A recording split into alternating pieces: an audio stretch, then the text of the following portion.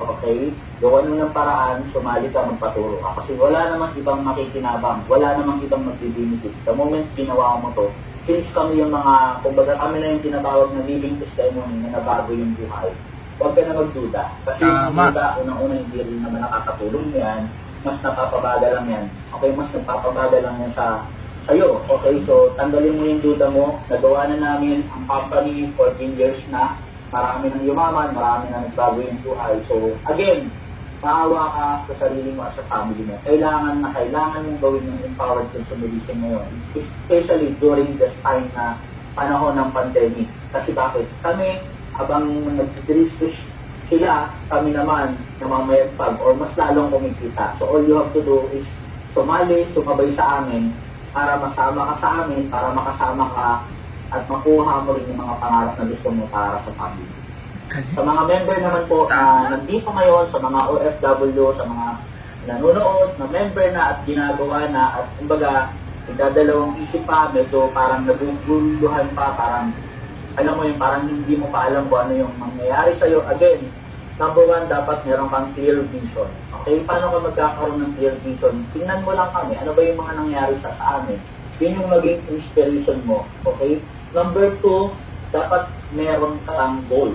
Okay? Ano ba yung goals mo? Ano ba yung gusto mong marating? Ano ba yung unang-unang gusto mong marating? Kasi po ako, pinanggigilan ko dito yung unang-unang kotse ko. Dapat meron ka talagang tinatarget. Kasi pag wala kang tinatarget, wala kang goal, kumbaga hinahayaan mo lang na lumilipas. Okay?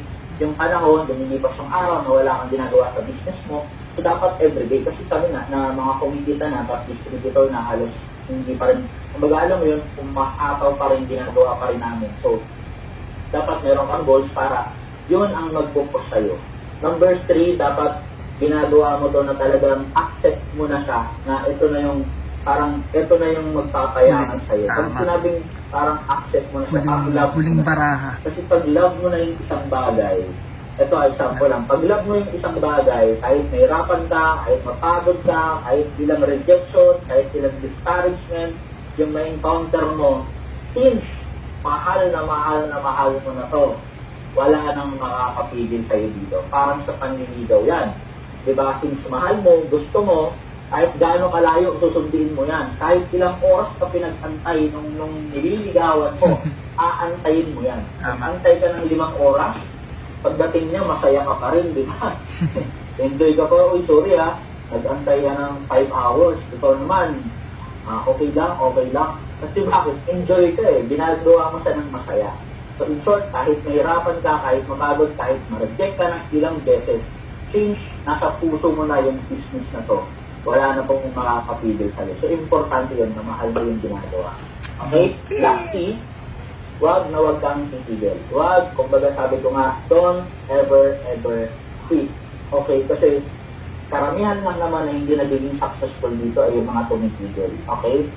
Tumitigil sila. So in short, the moment tumigil ka na, wala na talaga tayong solusyon, wala na talagang pag-asa. So, kalimutan mo na yung word na quit. Okay? Again, do whatever it takes. Lahat ng yumaman may process, lahat ng yumaman dumadaan sa hirap. So yung pinagdadaanan mo, dinaanan namin yan. Okay? Huwag ka lang bibitaw. Okay? Kapit ka lang. Okay? Ituloy-tuloy mo lang yan. Nag-comment ka, sabihin mo lahat mag-thank you.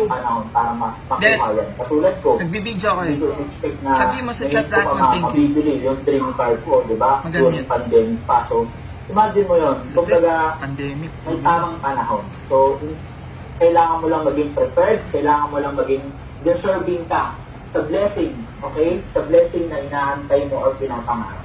Yun lang po.